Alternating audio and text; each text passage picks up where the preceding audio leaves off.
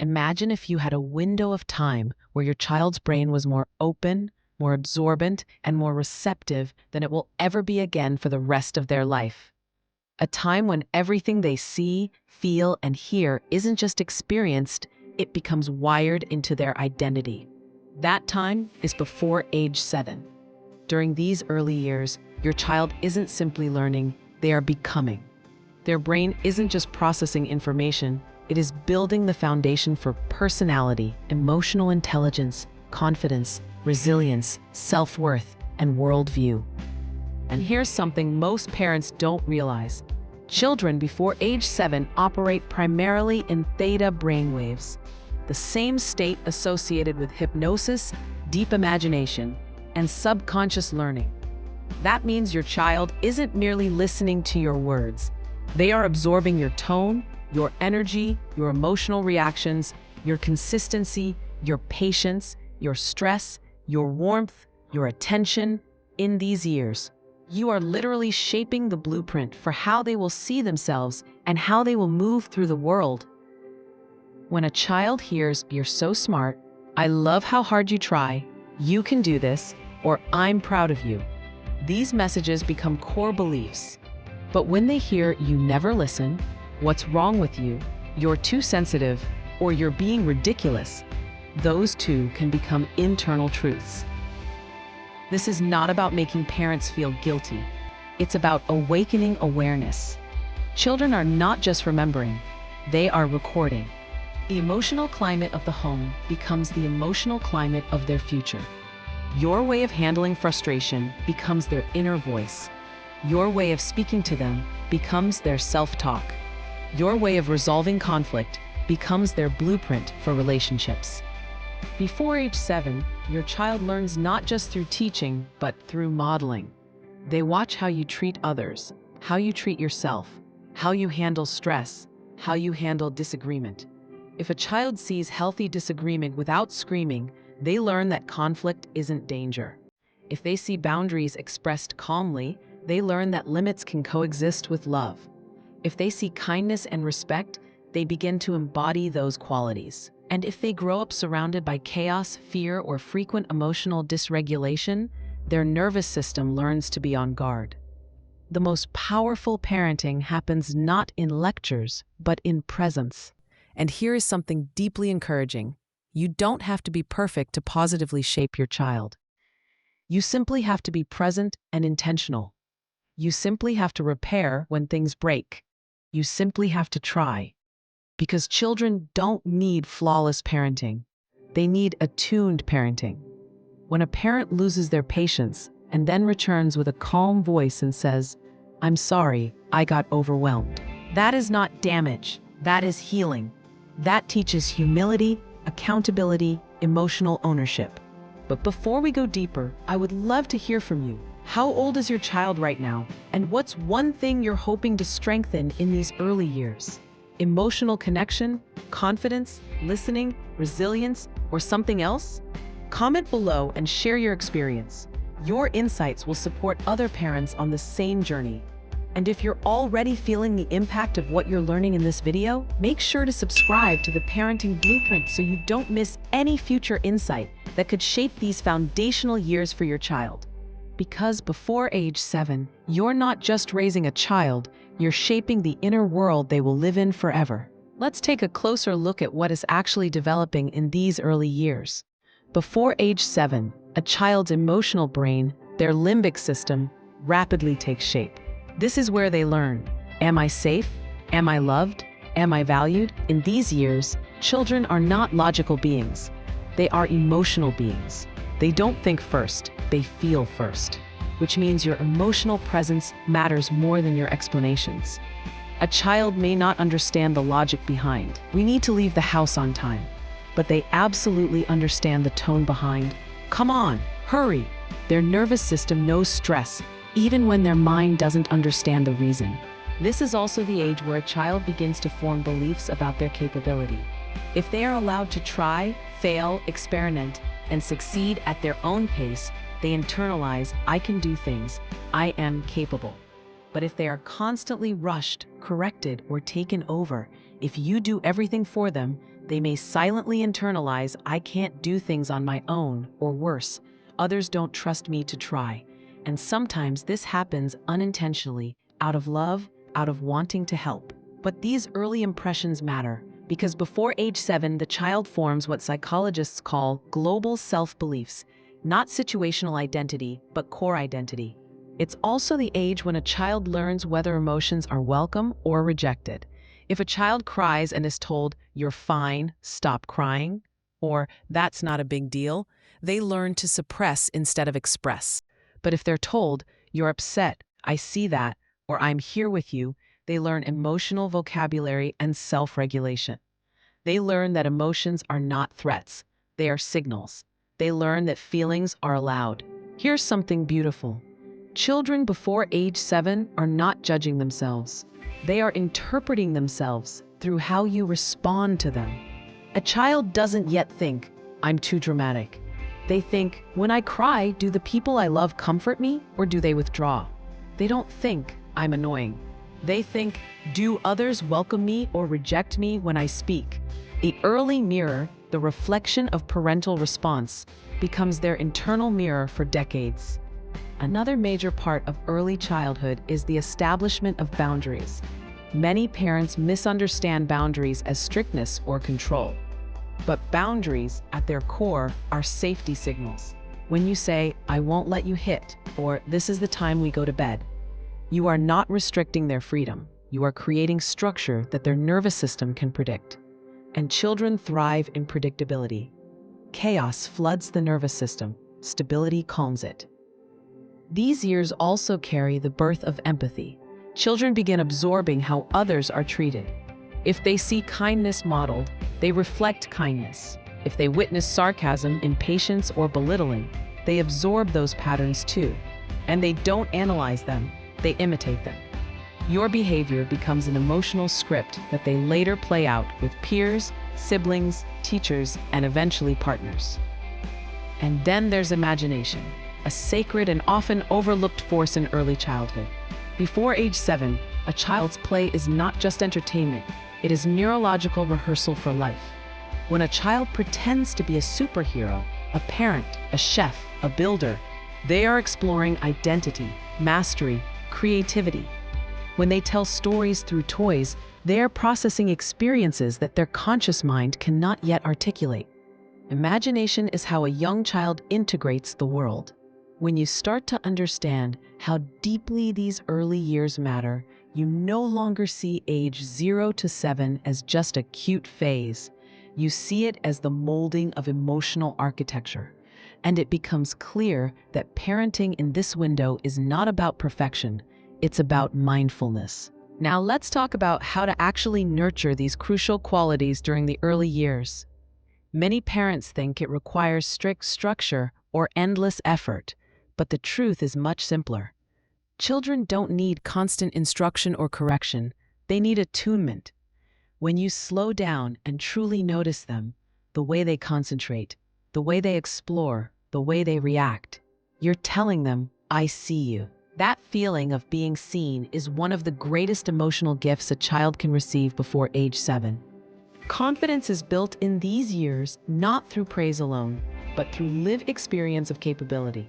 When a child tries to pour their own juice and spills, and instead of reacting with frustration, you respond with patience and say, "You're learning," they internalize that mistakes are part of growth. They learn that failure isn't something to fear, but to navigate. And children who learn early that failure isn't fatal become adults who take risks, pursue passions, and recover from setbacks.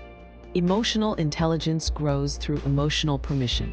When a child's sadness is allowed, when their frustration is acknowledged, when their excitement is welcomed, they begin to map out the emotional landscape of human experience. They learn that emotions move through the body like weather, and that they're not permanent storms, but passing systems. They learn to express rather than suppress, to articulate rather than implode. Secure attachment, that deep trust that my caregiver will show up for me, is built in thousands of micro moments. The way you look at your child when they call your name, the way you answer when they ask, "Are you coming back?" The way you hold them when they cry. the way you delight in them when they succeed. Attachment is not built in big dramatic gestures, but in the quiet reliability that shapes the nervous system. Boundaries, too, are absorbed energetically. When you set a boundary with certainty and calmness, your child feels a container around them, a safe perimeter. But if boundaries are delivered with anger or anxiety, the child feels emotional instability rather than security. You're not just teaching them what behavior is acceptable, you're teaching them what emotional climate accompanies limits. And before age 7, children also form profound beliefs about love and worth. If love is shown conditionally, if affection is withheld when they misbehave, or approval must be earned, they may internalize that their worth depends on performance. But if love is constant, even through correction, they learn that their worth is inherent, not conditional. Perhaps one of the most important things to understand is this: children learn more from how you treat them than how you teach them. They learn how to speak from how they are spoken to. They learn how to handle anger from how anger is handled around them. They learn how to treat others from how they are treated. This is also the age where your child forms their first identity labels. If they hear you're shy, you're dramatic, you're stubborn, they attach to those identities. But if they hear you're thoughtful, you're curious, you're strong, you're kind, they shape toward those truths. Our words become their mirrors.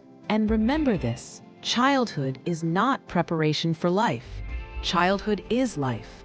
Your child isn't waiting to become someone later, they are someone now.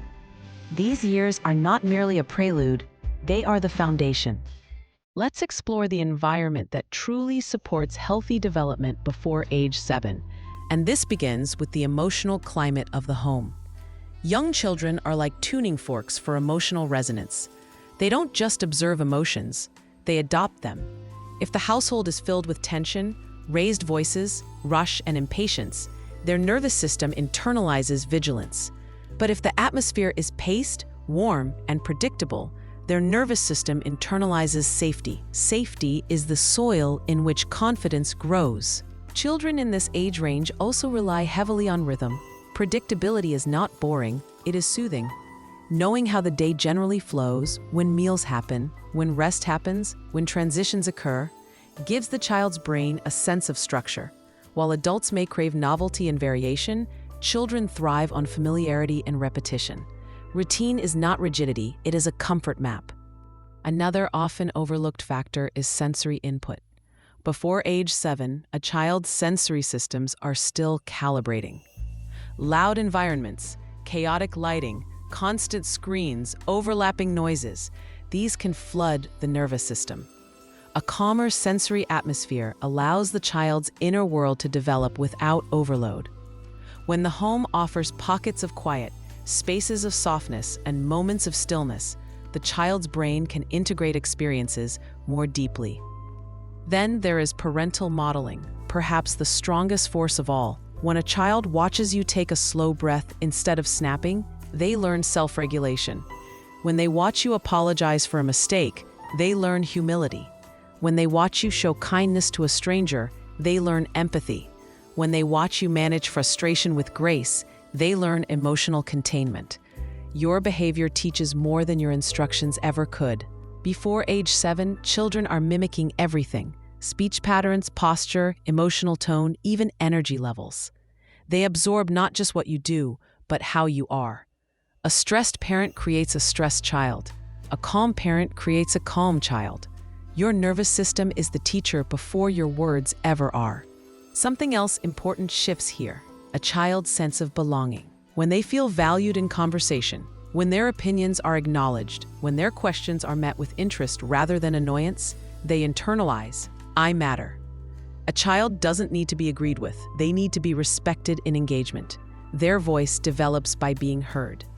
And let's talk about play, not as a leisure activity, but as a vital developmental engine. Before age 7, play is the child's work. Play is how they explore physics, social dynamics, risk assessment, emotional processing, and imagination. They try on identities through pretend roles. They simulate reality through story. They process emotional experiences through repetition. When parents honor play, instead of interrupting it constantly, they support the brain's natural learning system. We should also mention the parental emotional filter. Children respond more to the parent's internal world than their external words. If a parent says, "I'm not angry," but their body is tense and their voice clipped, the child reads the truth beneath the denial. This teaches them to read emotional energy, often better than verbal language. Finally, we must consider how the child learns about themselves in relation to others. If they witness kindness exchanged between adults, they internalize relational warmth. If they witness sarcasm or contempt, they internalize defensiveness or insecurity. The atmosphere becomes the architect. When you look at all these subtle forces, rhythm, tone, modeling, sensory environment, emotional climate, you begin to see that a child's early development is not shaped by a few big moments, but by thousands of small ones, not by isolated parenting choices, but by the living texture of daily life. As we reach the heart of this message, there's something essential you need to hear. You are not going to get everything right, and that is okay. Parenting before age 7 isn't about perfection, it's about presence. It's about showing up again and again, even when you're tired, even when you're stretched thin, even when patience feels like a distant memory. Your effort matters more than your perfection. Your repair matters more than your mistakes. Because here's a profound truth. Children don't need perfect parents. They need parents who are emotionally real and willing to grow. When you lose your temper and then circle back to say, "I'm sorry, I got overwhelmed," you're not damaging your child. You're teaching them how humans fix relationships. When you don't know the right words and you say, "I'm figuring this out with you," you're modeling authenticity. When you have a messy day and still find a quiet moment to sit beside them, stroke their hair, or simply be with them in silence, you are shaping their nervous system toward trust. Before age 7, children don't remember every moment. They remember the feeling of you. They remember the emotional safety of your presence. They remember whether they felt accepted, seen, welcomed, cherished. They remember whether home felt like a shield or a battlefield. They remember whether love felt conditional or unwavering. And I want to remind you of something else. Your child is always learning, even when you think nothing is happening. They are learning from how you respond to traffic, how you talk about yourself in the mirror, how you greet neighbors, how you treat the cashier, how you react when plans fall apart. You are shaping the script of how they will treat themselves. A child who watches a parent approach mistakes with self-compassion is far more likely to do the same for themselves years later. And if you grew up hearing harshness, criticism, or emotional dismissal, and now you're trying to parent differently, realize that you are doing something heroic. You are breaking generational patterns. You are rewriting emotional DNA. You are building a childhood for your child that you might never have had for yourself. And that is one of the greatest acts of love a human being can perform. Before age 7, your child is collecting truths about the world. Is it safe? Can I trust people? Am I allowed to have emotions? Can I try new things without being shamed? Am I capable? Am I lovable? And even when you worry you're getting it wrong, the very fact that you care, that you seek guidance, that you reflect on your parenting, shows that you are already doing so much right. If this video has given you insight or reassurance, or simply helped you see your child and yourself through a kinder lens, I invite you to subscribe to the Parenting Blueprint so we can continue exploring this journey together. And I would truly love to hear from you in the comments. What's one thing you want to consciously nurture in your child during these early years? Because parenting before age 7 is not about raising a perfect child, it's about giving them a foundation of emotional safety, self-belief, regulated nervous system, and unconditional belonging. When a child grows up feeling deeply loved and securely attached, they step into the world with ease, with curiosity, with confidence, and with a resilient, compassionate heart.